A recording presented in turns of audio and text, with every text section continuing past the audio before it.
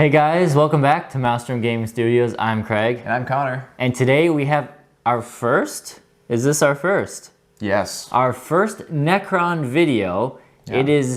We're going to be going over the new updates to core. Yes. We're going to see some of the initial impressions, some combinations that you can now do with most of the army gaining the core keyword. Yes. And what we think of that, will it raise Necrons to the top? Will it at least bring them out of the bottom of the 9th edition codexes? That will be the thing I have the most to say about, so stay tuned for the end. Yeah, so if you guys are looking forward to this, if you are looking forward to some Necron content, please like and subscribe to stay up to date on our content. And if you'd like to support the channel growth here at Maelstrom Gaming Studios, do consider becoming a member. Click that little join button down by the subscriber count. And with that, you got multiple tier options, but you will get access to our private Discord channel. We're having a fun time on there, sharing models and memes and just talking 40K and some life and stuff, you know, things like that. And then you also get member exclusive videos. We just recorded a member exclusive list review video where we talked over some tier lists that our subscribers, or I should say our members, have submitted. Kind of gave some tweaks and things like that. And we're going to do a few member exclusive battle reports in the future, anything that you guys recommend. So with all that out of the way, do consider joining. Thank you if you do. Let's dive into this video.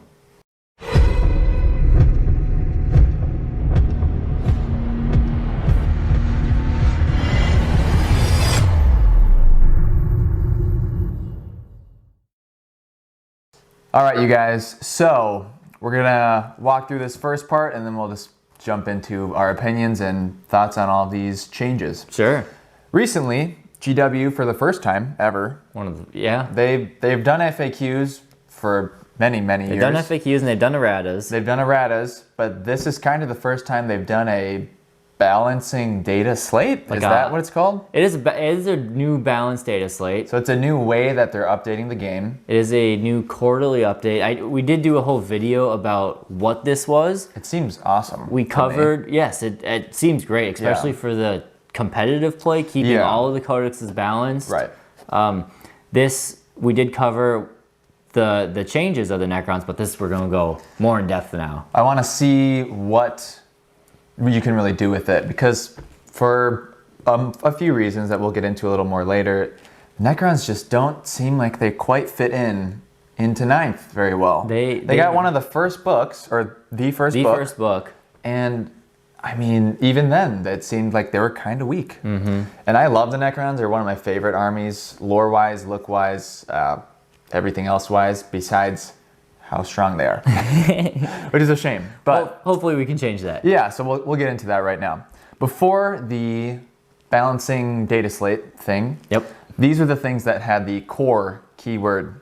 Your warriors, your immortals, Lich Guard, those are the three that I think people cared about. The main three, yeah. And then also, which I kind of forgot or didn't know, Deathmarks and Tomb Blades were also core. I personally think Deathmarks are very bad. You think so? I do. Okay. Some people say that they're decent or good. I just don't see the purpose of them, but that's we're not debating that today. Sure. And then Tomb Blades are a very strange unit. I think they could be useful. I don't really know. We don't have them, and I've never tried them. We'll have to get some. I won't dump on the Tomb Blades too bad. Anyways, that's what was core. Now, with this update, we didn't get any points changes or anything else. Nope. We just had the core keyword given to the following, 9 units? Yeah. 9 more units gain the core keyword. It is the Canoptech Acanthrites, which is a Forge World unit. Yes. Also the Canoptech Reanimator, Canoptech Wraiths, Flayed Ones, Locust Destroyers, Locust Heavy Destroyers, Ophidian Destroyers, Skarpekh Destroyers, and Triarch Praetorians. So, as you probably just thought, that's so many units. That's like the bulk of the codex. That's a huge chunk of the codex. I wrote here, you went from 5 core units to 14, almost tripling the amount of things that have core. Yes. And as you can imagine, like with every other army, the core keyword is a huge way that you distribute buffs. Yeah, really. I mean, that's the way the buffs are really going in 9th edition, is all core. And before, there were so many good buffs, but putting him on warriors just didn't do anything. It could do a little bit if you use the veil to. Some of them could do some things, but there were so Exactly. many that were useless on warriors and immortals and stuff. Or would have just been better if used on. Well, Any of these things. I repeat it many times, but particularly Wraiths, Flayed Ones, Locust Heavies, or Flayed Skarpekh ones. Destroyers. There. Let's get into it. There's a lot of combos. I love Wraiths, so I'm happy Me to too. see them get a huge buff here. Yeah. So these are not the most insane buffs, but the ones that you will probably use a lot. And actually, I threw a fun one in here as well. All right. So this is kind of probably the most basics. The most basic and most used one that you will need to think about now is the Necron Overlord and his signature ability, My Will Be Done. It was already one of the best buffs you could distribute every turn in the book, but as Craig said before, you gave it to warriors. You gave it to Lichguard when stuff was getting close, or you were getting close, and that's good. I mean, Lichguard hitting on 2+ is awesome. But that wasn't always that valuable. Lichguard weren't always in combat. Yep. You know, they're not super fast or anything. What were you going to say? What? We don't have it on here. What does My Will Be Done actually do? My Will Be Done.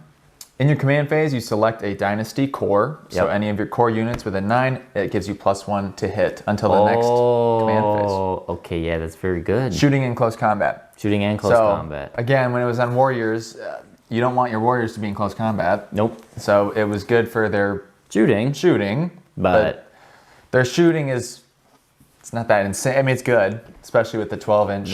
The short-range guns, yeah. I haven't even used them yet, but I've come around to them.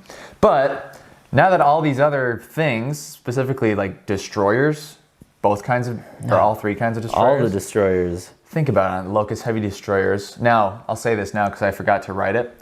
All destroyer units re-roll to hit rolls of 1. Right. Naturally. Yeah. Hardwired for hatred, I believe is Now what you it's can called. get them hitting on 2s rerolling ones. Exactly. Ooh. So even just if you, out of all these new things, if the only combo you remember or take out from this is the Overlord giving My Will Be Done to heavy Locust Heavy Destroyers, that's going to make them so scary. You can take Locust Heavy Destroyers in units, right? Not just individual models? Yeah, it's up to 3. Unit of 3. So unit of 3 of those. Now they're big guns. They're going to be much more consistent. Yeah, 1 to 3. And like I said, they have the reroll to hit rolls of 1 built in.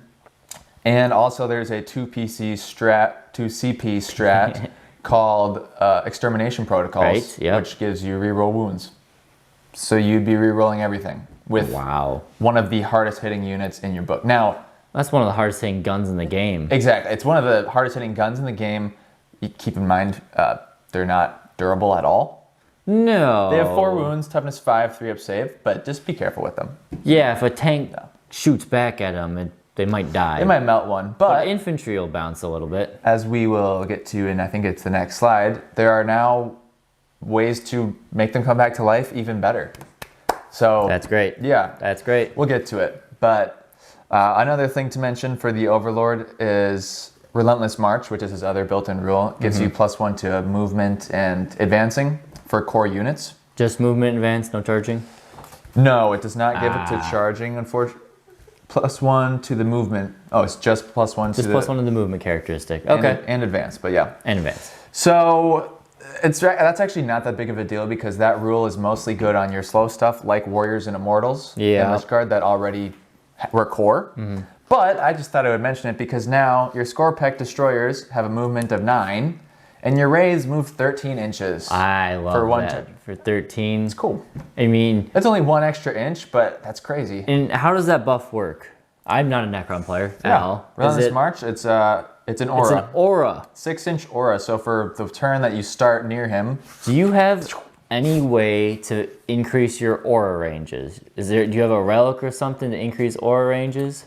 I think that might be a Warlord live check. Here we go. Live You check. guys watch me how fast I In can the look this up. codex, time him. I went the wrong way. Place your bets over under. I thought it was a Warlord trait. Yep. Add 3 inches to your Warlords or abilities. Oh, so For now all of the Silent King. So what I'm thinking is you start him in the center of battlefield. I didn't even write that All down. your combat threats are tagged into that 9-inch bubble. And they just spread out. Boom. It's only an extra inch. Yeah. But still. That's why it's not that crazy, but it just gives you that first turn mobility Yeah. that Necrons lack a lot. it's another inch to take away from your charge, and then as we'll get to, there's a lot of new ways to improve your charges for your I like it. charging units. I like it a lot. Yeah, so the Overlord definitely benefits. Sweet. Next up, this is my fun choice. Illuminor Szeras. He's He is the weird scorpion dude, right? He's the super cryptek, like the highest of the high crypteks. This guy.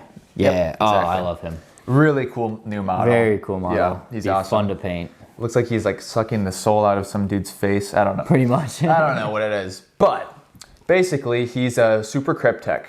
Now, crypteks, or I should say, Technomancer. He's a super Technomancer, actually. Specifically, yep. That's the ones that have the ability Rites of Reanimation, which, as we'll get to, is probably one of the most single powerful abilities in the book. Okay. Before, it was just for healing Okay. the old core units, The old which core units. was not that consequential. Yeah. But now, this is what Rites of Reanimation does. In your command phase, you can select a friendly Necron core unit within 6 and stand up a destroyed model. It just heals one It automatically. just gets up. So it's a Space Marine Apothecary. If it's Necron Warriors, you get D3 models back. That's Okay. kind of besides the point. That could be helpful. So he's a Technomancer, which is already awesome, but then you pay a little premium because he's got some other abilities. And the fun part, or the one I have written down here, this is not a competitive thing. Okay. This is for fun. Okay. When you're playing against your friends. It's called Mechanical Augmentation. At the end of your movement phase, you can select a friendly Necron core unit within 6. If you do, roll a D3 and consult the table below. There are 3 things you can get. You keep this for the rest of the game. Yep. On whatever he's giving it to. You can either get +1 strength, +1 toughness, or +1 ballistic skill. Any way to reroll that? No. So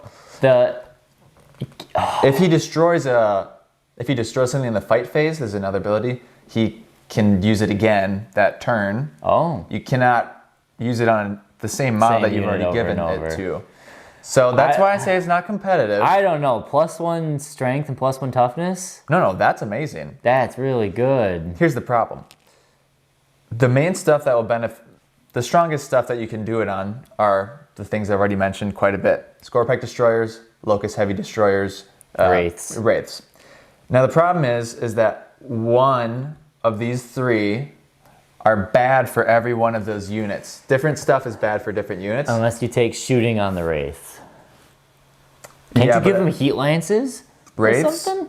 Can't you give them like melta-guns? It's only strength 4. Oh. I believe the Wraith's gun it's 2 damage, but I thought they had something scarier than that. No, they don't. Oh, So- Beamer. So Damage 3. it's strength 4, AP -3, damage 3.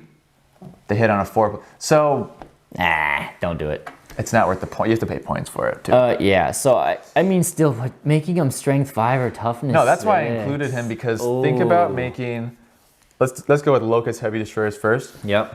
Make them hit on 2s for the rest of the game. You don't have to use My Will Be Done on them. They just hit on 2s. They automatically reroll once. I mean, everything in that. Well, okay, strength doesn't. I say everything. Yeah, it is. One thing is not. Exactly. This guy is fun. We might have to get an Illuminor Szeras model, because now he can do. I mean, the reanimating. He can do that twice to 2 different models. He can reanimate a model each turn. What's the range of it? 6 inches. So what I'm thinking is he can reanimate a heavy destroyer. Yep. And he could reanimate D3 warriors. Yeah. Or any combination of core stuff. Yeah. One of the cooler models too. Very cool. All right, so the next one we have. This one is also fun, but it has a little more application to all the new stuff. This is Anrakyr the Traveler. He's one of the other named characters. He is a very interesting one because he does not belong to a dynasty. Oh. I don't understand. I have to read his lore more. Okay. I don't know how that works, but anyways, he's a dynastic agent, so you can use him with any list. Cool. And his thing, I think he has... Got a couple rules. Yeah, he has within 12 inches, he can take over a vehicle and shoot with it. Awesome. It's only 12 inch, so that's kind of gotta not get that close. important. But the real boon here is that he has a 6-inch aura for Necron core. This is why I bring him up. +1 attack to every core unit.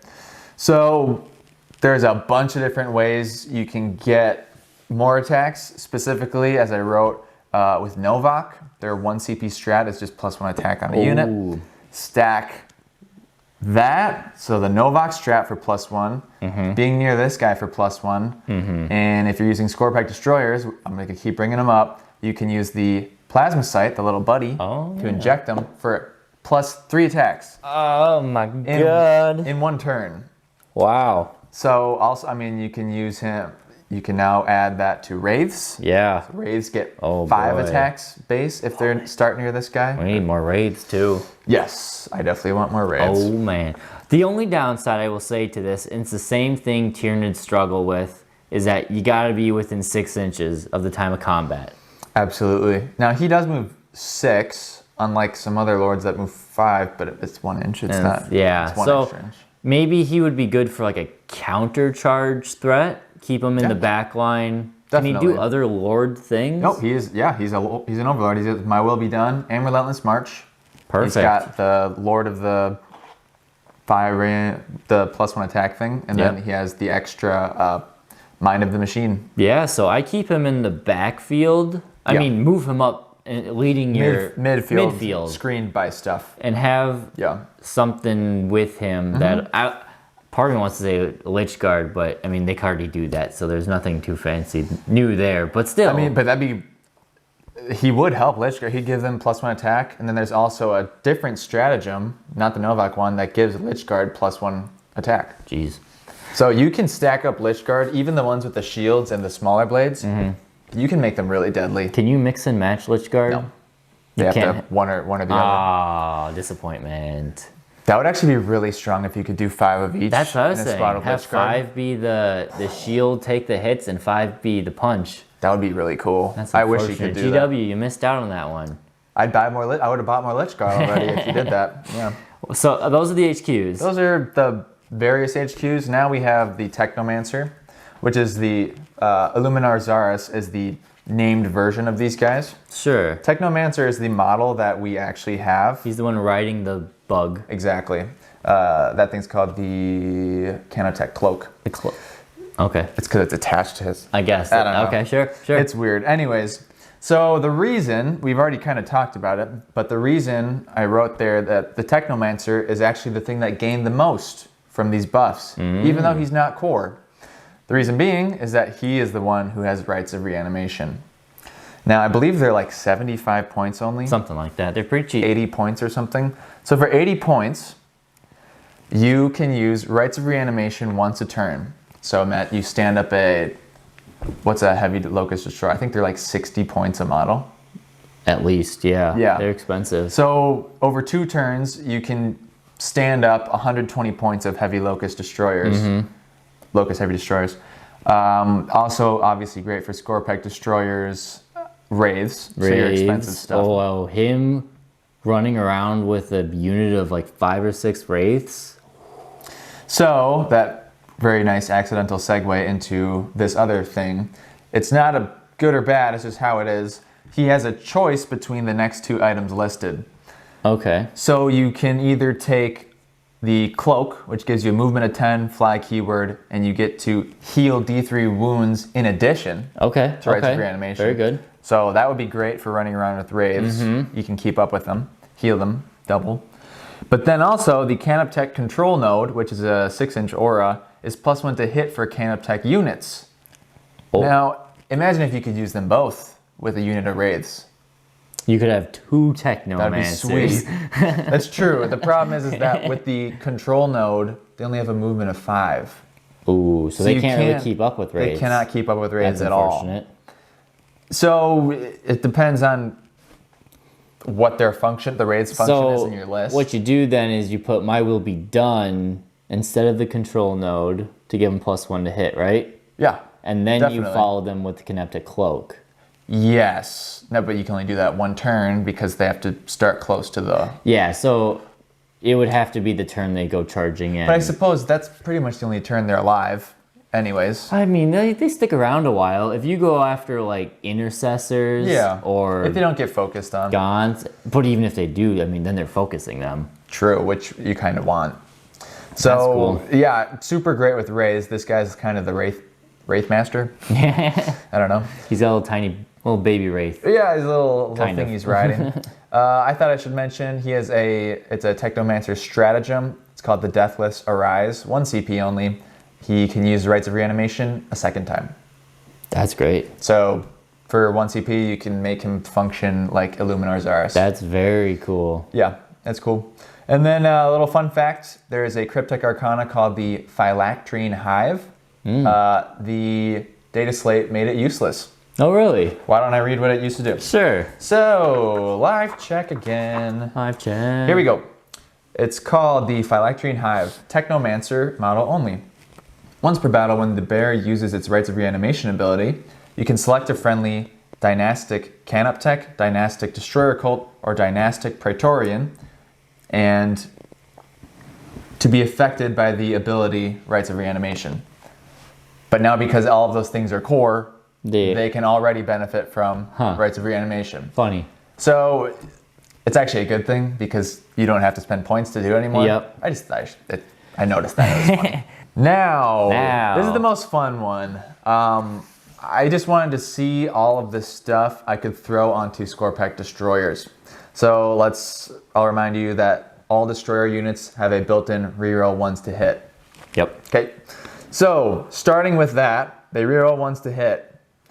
If you put them in Novak and you are in Tide of the Hungry Void, or Tide, that's Grey Knights. If you're in Protocol of the Hungry Void, you get to benefit from both of these when you're Novak. So you're in the right Tide, what is it called? Protocol. You're in the right Protocol, you reroll 1s to hit. If you're Novak, you get +1 to your charge roll, +1 AP after charging. Keep in mind, their weapons are AP 3 and 4 base. So nothing's getting a save against them. Nothing, you will get no saves. Then you can use the Novak Strat Blood Rites for +1 attack. Then you can use Anrakyr the Traveler's Aura ability for +1 attack. Then you can use the Canoptic Plasma Sight for +1 attack and strength. Oh my god. Then you can spend 1 CP on Disruption Fields for +1 strength. Then you can use My Will Be Done for +1 to hit. Whirling Onslaught for 1 CP to make them -1 to wound. Oh my You can use the God. Cryptek Arcana, the Hypermatter Ablator, it's a weird name, for light cover if you're 12 inches away in your core unit. Yeah. Finally, you can, if you have a Chronomancer, you can put the Chronometron on them every turn for reroll charges and a 5+ invuln. Holy crap. All of those can be applied at the same time.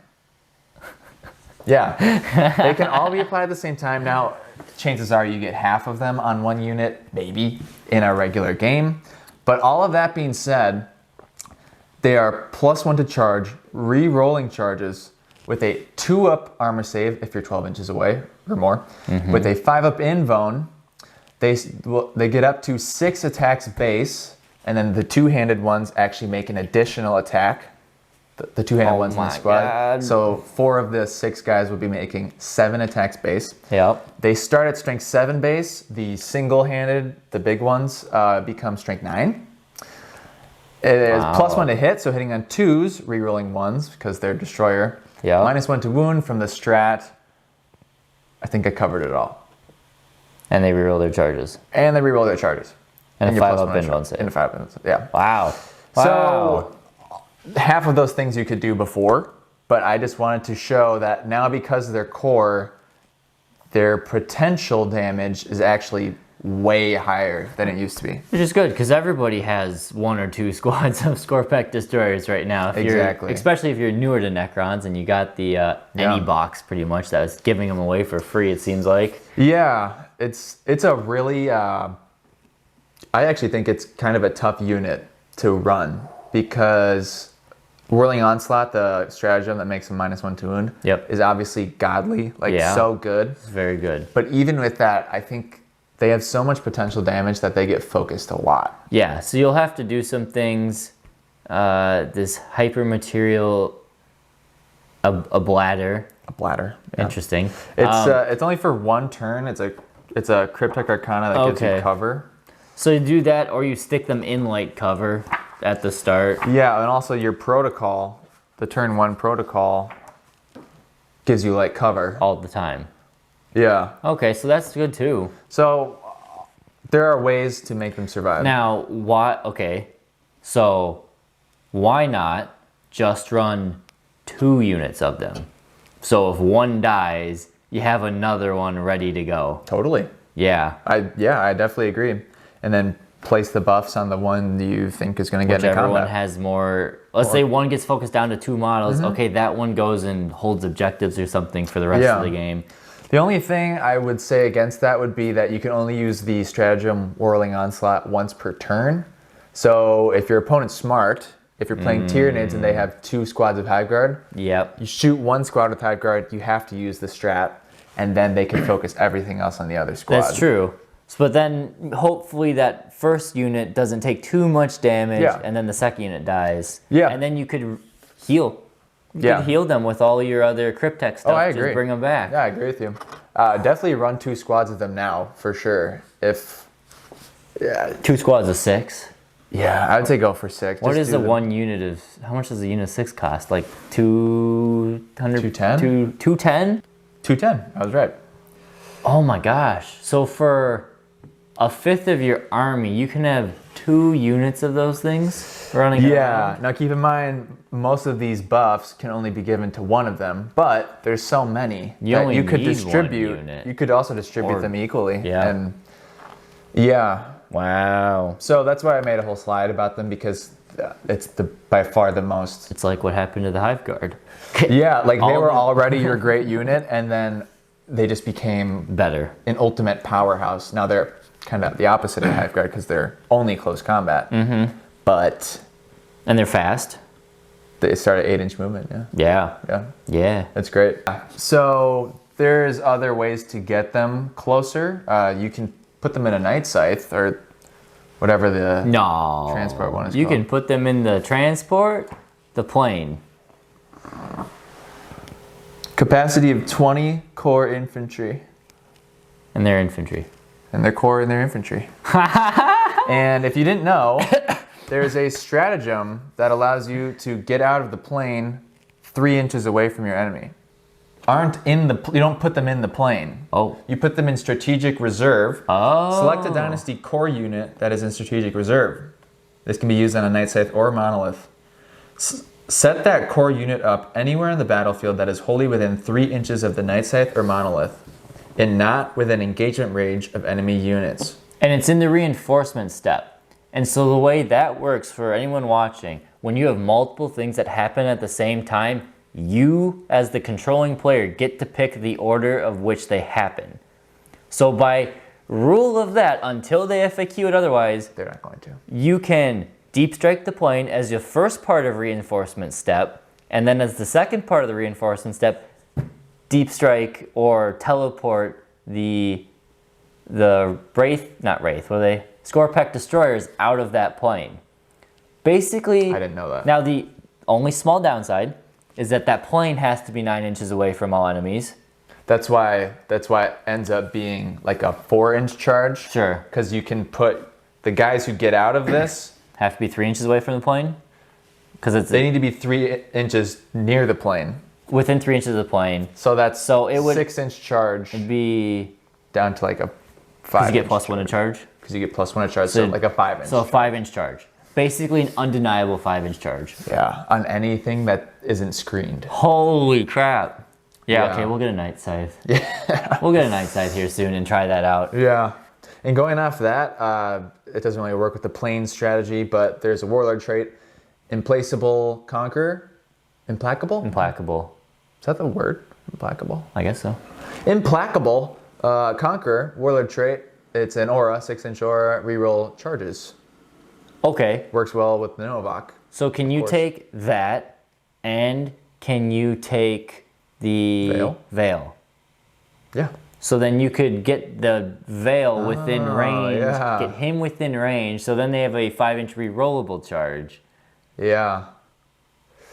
Yeah, there is And then you have, say he comes with a unit of warriors. Then you got a unit of warriors in the front line too you have to deal with. Yeah, now like you said, it's CP heavy and kind of other points heavy too. Yeah. But imagine you drop down turn 2, it's a plane, a full squad of Skarpekh Destroyers, your Overlord, and 20 warriors all in one spot. That's a lot to deal with. How do you deal with that? Yeah. And you got the rest of your army doing whatever it's doing. Yeah, exactly. I guess we should also mention 20-man squad of flayed ones. It's awesome. Can come out of the plane. Yeah. Oh yeah. And again, all of this stuff, it's probably best used in Novak, just because you get the +1 charge and +1 AP. But even if you have the re-rollable charges, you don't even necessarily need the +1. Now the AP is great on it's great for flayed ones. the flayed ones. Yeah, really nice, because they're AP 1 normally. So getting them to AP 2 on the charge is powerful. Ooh. Yeah, I think Ooh. I watched a video on YouTube, some guy did the math on what you can get from flayed ones if you do all kind of like what I did to the Skarpeks. But I think it said you kill like 70 guardsmen. But you can't even have a squad like a third of that size, but theoretically it's funny. You can have a squad of 30. Right. So if you multi-assault 2 squads of 30. Yeah, it's true. There you go. You kill Watch out. You could kill 60 guys. Watch out, conscript spam. Yeah. Flayed ones are coming for you. You could kill 60 guys with 1 squad in 1 turn. I love it. It's hilarious. I love it. Well, Yeah. is that Final thoughts. Final thoughts. I will say first, I think this is great. I mean, it is just great. opens up the power combo side of the Necrons, which was greatly lacking. Lacking so bad. They lacked that sort of depth compared to all of the other codexes right now. It was the saddest thing for me because, funny enough, I started collecting Necrons because I was so angry that my Grey Knights were not good against Craig's Tyranids when 9th started. Yep. Because Grey Knights with 1 wound was really tough. It was rough. So then I started collecting Necrons because I was like, they have a 9th edition codex. They're going to have all the combos. And they didn't. They did. But now, they do. Yeah. Like every other 9th edition book, they have a bunch of different combos and buffs that you can put on most of your units, which is great. I don't like ending stuff on a negative note, so I won't make it negative. But I will say, I don't know if this fixes the Necrons as far as competitive play goes. Sure. Because, I mean, you've been in tournaments, you know way better than me. Take a Necron competitive list, Catacomb Command Barge, some Warriors, Maybe the Silent Veil King. of Darkness, maybe the Silent King. No, you need what's his face. You need the Nightbringer. Nightbringer. I've heard that the Silent King is no longer meta for Necrons, which is sad because he's really cool. Anyways, all that being said, these things, they buff up the movement and damage of the stuff you had that already was fast and did damage. Yep. It's not my problem with it. That is, as far as like competitive stuff goes, I think it doesn't change it that much. They're not going to be top tier. No. Right now, top tier is Dark Eldar. and Grey Knights. Yeah. Yes. You think Admech is lower than Grey Knights now? Right now, with the sheer amount of point hits they got. This is pre Grey Knight, Dread Knight nerf, by the way. That's not. Which I'm predicting. So we'll talk about that because there is the next potential changes to Necrons is going to be the data slate in the spring, maybe spring/summertime, and then chapter approved 2022. They have not said when it's coming out, but it's likely going to be spring/summertime next year. Okay. That might change. That'll change point changes. So what you got in the Necron Codex, barring point changes, is what you're kind of stuck with. I don't see them changing many points either. Like I actually think the points are okay. It's just like the way the army functions. Yeah, I don't know.